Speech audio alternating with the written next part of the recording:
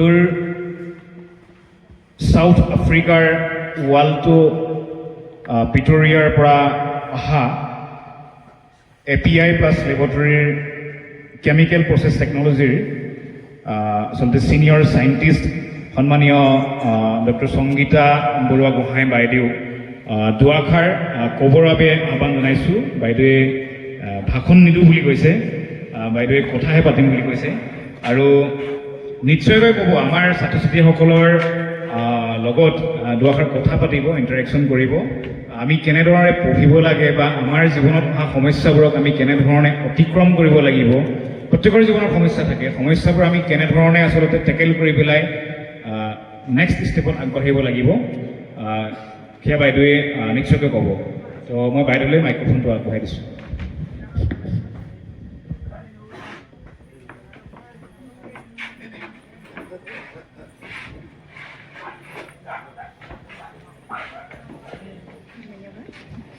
শুভ সন্ধ্যা সকলোকে।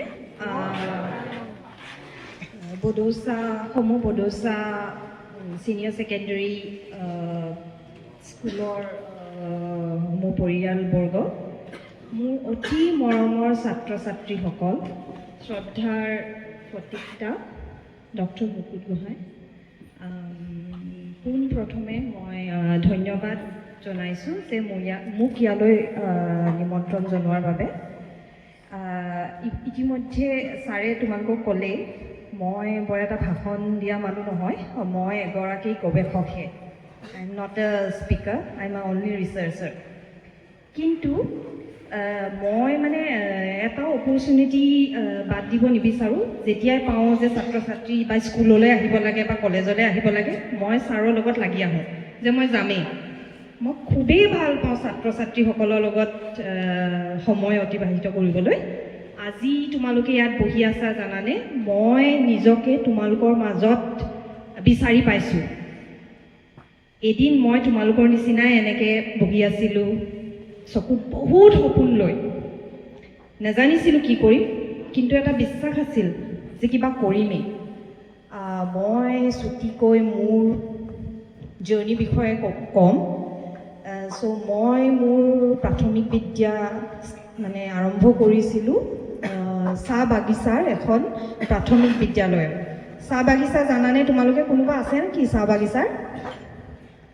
নাই চাগে ন? চাহ বাগিচা হৈছে এনেকুৱা এটা ঠাই, এনেকুৱা এখন ঠাই যাক তোমালোকে ক'ব পাৰা আউট অফ দিছ ৱৰ্ল্ড। মানে এখন পৃথিৱীত কি হৈছে সেই জেগাটোৱে গম নাপায়। তাত বিশেষ সা সুবিধাও নাছিল, স্পেচিয়েলি মানে টিউশ্যন নাছিল, পঢ়াৰ সুবিধা নাছিল। তাতে মই মোৰ প্ৰাথমিক বিদ্যালয় ষ্টাৰ্ট কৰিছিলোঁ, খুবেই কষ্ট কৰিছিলোঁ, কিন্তু কমপ্লেইন কিন্তু কৰা নাছিলোঁ। মোৰ সৰুৰ পৰাই সেইটো মানসিকতা আছিলে যে কিবা নাই। মই ধৰি লোৱা অভাৱবোৰ আছিল, কিন্তু কেতিয়াও কমপ্লেইন নাছিল মনত। তাৰ পাছত মই মোৰ হাই স্কুলিং কৰিলোঁ দুলীয়াজান উচ্চ মাধ্যমিক বিদ্যালয়ত। তাতো কিন্তু বহুত কষ্ট কৰিছিলোঁ জানানে। আমাৰ দিনত মেখেলা চাদৰ পিন্ধি স্কুললৈ যাব লাগে, চাইকেল চলাই। ছাৰে ইতিমধ্যে কৈ গ'ল 4-5 কিলোমিটাৰ চাইকেল চলাই যাওঁ। ৰ'দত যি গৰম লাগে, সেই গৰমত চাইকেল চলাওঁ। বৰষুণ দিলেতো কথাই নাই, স্পকত চাদৰ সোমাই চাইকেলৰ পৰা পৰোঁ।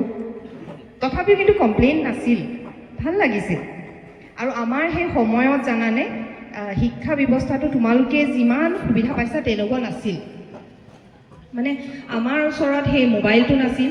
যদি কিবা এটা কুৱেশ্যন আছে, কিবা কনফিউজন আছে, আমি গুগলত টাইপ কৰিলোঁ, তাৰ আনচাৰটো পাওঁ। আমাৰ একমাত্ৰ মানে ৱে আছিল ছাৰ বাইদেউসকল। আৰু সেই সময়ত মানে সেই দিনৰ ছাৰ বাইদেউসকল আছিল, বহুত ভাল ছাৰ মানে শিক্ষকো আছিল। তাৰ মাজত 2-এজন আছিল যে আমাক এনেকৈও কৈছিল যে তহঁতি পাছ কৰ, ফেইল কৰ, আমাৰ কোনো নাই। তেনেকুৱাও শিক্ষক আছিল। তথাপিও কিন্তু কমপ্লেইন কৰা নাছিলোঁ, পঢ়ি গ'লোঁ। তাৰ পাছত মই ডিগ্ৰী কৰিলোঁ, BSc কৰিলোঁ কানৈ মহাবিদ্যালয়ৰ পৰা। তেতিয়া লাগিলে যে নাই, কষ্ট কৰিছিলোঁ কাৰণে অলপ ভাল মানে সা সুবিধা আছিল, ভাল লাগিলে। তেতিয়া অকণমান উন্নত হৈছিল, জীৱনটো উন্নত হৈছিল, শিক্ষা ব্যৱস্থা উন্নত হৈছিল। তাৰ পাছত মই মাষ্টাৰ ডিগ্ৰী কৰিলোঁ কটনৰ পৰা। তেতিয়াতো আৰু ভাল লাগিল যে যিখিনি কষ্ট মানে প্ৰাইমেৰী স্কুলত কৰিছিলোঁ সেই কষ্টখিনি কিন্তু তাত নাছিল। বহুত সা সুবিধা পালোঁ। তেতিয়া কিন্তু এটা কথা বুজি পালোঁ যে কষ্ট কৰিলে পিছত মানে অকণমান আৰাম পোৱা যায়। সেইটো এটা মানে এটা মাইণ্ডছেট আছিলে যে কষ্ট কৰিলোঁ নহয় এতিয়া ভাল, আৰু এতিয়া আৰু কষ্ট কৰিলে আৰু ভাল হ'ব। তেনেকৈ কষ্ট কৰি গৈছিলোঁ। মই অকণমান শিক্ষকতাও কৰিছিলোঁ। তাৰ পাছত ছাৰৰ লগত বিবাহ হোৱাৰ পাছত মই স্পেইনলৈ গ'লোঁ। তাতে লেবত অলপ কাম কৰিবলৈ মানে অসুবিধা পালোঁ। খুবেই ভাল লাগিল। তাৰ পাছত ভাবিলোঁ যে নাই, এই ৰিচাৰ্চ ফিল্ডখন বিৰাট ধুনীয়া, খুব ভাল লাগে। সেই ৰিচাৰ্চ ফিল্ডত ইনভলভ হ'লোঁ। এতিয়া বৰ্তমান মই চাউথ আফ্ৰিকাৰ কেমিকেল প্ৰচেছ টেকন'লজিৰ ছিনিয়ৰ চাইণ্টিষ্ট হিচাপে কৰ্মৰত। তোমালোকক ক'বলৈ বহু কথা আছে, কিন্তু মই বহুত দীঘলীয়া নকৰোঁ। ছাৰে তুমি ইতিমধ্যে কৈ গ'ল ন, তোমালোকে বহুত ভিতৰুৱা ঠাই। কোন কোন ভিতৰুৱা? সকলো ভিতৰুৱা নে? মই কি বিলিভ কৰোঁ জানানে? হীৰা ক'ত পায়? হীৰা ক'ত পায়? হীৰা ওপৰত পায় জানো? নাপায়। হীৰা সদায় ডিপ ইনচাইড, বহুত ভিতৰত হীৰা পায়। চ' তোমালোকে কি? তোমালোকে এটুকুৰা এটুকুৰা হীৰা। কিন্তু হীৰা যেতিয়া মাটিৰ তলৰ পৰা আহে উজ্জ্বল হয় জানো? নহয় নহয়। হীৰা just like a piece of glass, হয় নহয়? তোমালোকে ৰাফ হীৰা। নিজকে কৰ্ষণ কৰা, নিজকে উজ্জ্বল কৰোৱাটো এতিয়া তোমালোকৰ হাতত। কিমান উজ্জ্বল কৰিব পাৰা। আৰু মই সদায় বিশ্বাস কৰোঁ, যেতিয়ালৈকে নজ্বলা তেতিয়ালৈকে সোণ নবনা। সোণ হ'বলৈ জ্বলিব লাগিব নাই? নিজকে যিমান এতিয়া কষ্ট কৰিবা, এতিয়া তোমালোকৰ হাততেই তোমালোকৰ ভৱিষ্যত। যিমান কষ্ট কৰিবা, যিমান জ্বলিবা, সিমানেই উজ্জ্বল হ'বা। আৰু মই বিশ্বাস কৰোঁ যে ইয়াৰ পৰাই মই বহুত সফল ব্যক্তি এদিন পাম। আকৌ এদিন আহিম, মানে ক'ৰবাত যদি লগ পাওঁ, তোমালোকে ক'বা যে তোমালোকে এদিন মোক লগ পাইছিলা আৰু তোমালোকে কি কৰি আছা, সফল ব্যক্তি হৈছা। মোতকৈ আনন্দিত হয়তো এখন পৃথিৱীত কোনো নহ'ব। মোৰ এই আজি যি সময় তোমালোকক দিব পাৰিছোঁ, তাৰ মানে মই ইনভেষ্ট কৰিছোঁ, তাৰ মানে পূৰা মানে ৰিটাৰ্ণ পাম। That would be a great happiness for me.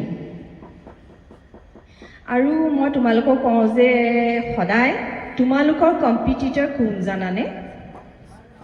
তোমালোকৰ কম্পিটিটৰ তোমালোকে নিজে। আনৰ লগত কেতিয়াও কম্পিটিশ্যন নকৰিবা। আনৰ লগত কম্পিটিশ্যন কৰিলে কি হ'ব? সদায় তোমালোকে ফ্ৰাষ্ট্ৰেটেড হ'বা। চ' সদায় নিজৰ কম্পিটিটৰ নিজে।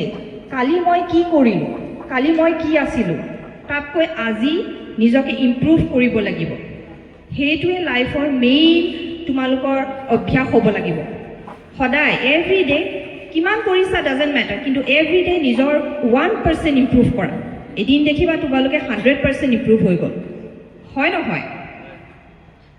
ভালকৈ পঢ়া, এই সময়খিনি ভালকৈ ইউটিলাইজ কৰা। যদি ভালকৈ সময়খিনি ইউটিলাইজ কৰা, এদিন এই সময়ে তোমালোকক ভাল ৰিটাৰ্ণ দিব। মই সদায় কওঁ, তোমালোকে যিটো ছাবজেক্টে তোমালোকৰ কাৰণে চেলেঞ্জিং হয়, মানে যিকোনো ছাবজেক্ট, তোমালোকে ছাবজেক্টটোক মৰম কৰা, ছাবজেক্টটোৱে তোমালোকক তেতিয়া লাভ বেক। যি ছাবজেক্ট পঢ়িছা এনজয় কৰি পঢ়া।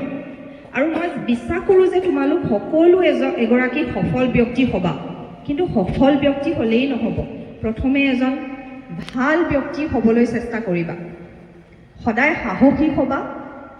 সাহসী মানে কি জানানে? সৎ কাম আৰু সঁচা কথা ক'বলৈ মানুহক সাহস লাগে। সেইটো সদায় মনৰ ভিতৰত, হৃদয়ৰ ভিতৰত ৰাখিবা। সদায় প্ৰাউড কৰিবা বিং এ অসমীয়া। সদায় নিজকে অসমীয়া বুলি গৌৰৱ কৰিবা। আৰু সদায় তোমালোকে এইখন দেশৰ ভৱিষ্যত, হয় নহয়? তো দেশখন উন্নত কৰিবলৈ তোমালোকেই দেশখন উন্নত কৰিব লাগিব। আমি কমপ্লেইন কৰিলে নহ'ব যে এইটো বেয়া সেইটো বেয়া। ইয়াক কেনেকৈ ভাল কৰোঁ সেইটো তোমালোকৰ হাতত। কিবা যদি ছিষ্টেমত বেয়া আছে, ঠিক আছে, এতিয়া বহুত খেলি মেলি আছে, তোমালোকে দেখি আছা ছিষ্টেমটো খেলি মেলি, কিন্তু তাক কোনে ভাল কৰিব লাগিব? তোমালোকে ভাল কৰিব লাগিব এদিন, হয় নহয়? মই বিশ্বাস ৰাখিলোঁ। আৰু মই বিশেষ দীঘলীয়া নকৰোঁ তোমালোকক সকলোকে বহুত বহুত মৰম আৰু শুভেচ্ছা থাকিল তোমালোকলৈ শেষত মই আব্ৰাহাম লিংকনৰ মানে কথা এষাৰে মোৰ বক্তব্য সামৰিব বিচাৰিছোঁ যে ask not what your country do for you, ask what you can do for your country. তো এইটো সকলোতে মানে এপ্লিকেবল হয়, applicable in your home, applicable in your school, applicable in your state. সদায় সেইটোৱে কৰিবা, ঠিক আছে? সদায় সুধিবা যে আমি কি কৰিব পাৰোঁ, হয় নহয়? ধন্যবাদ।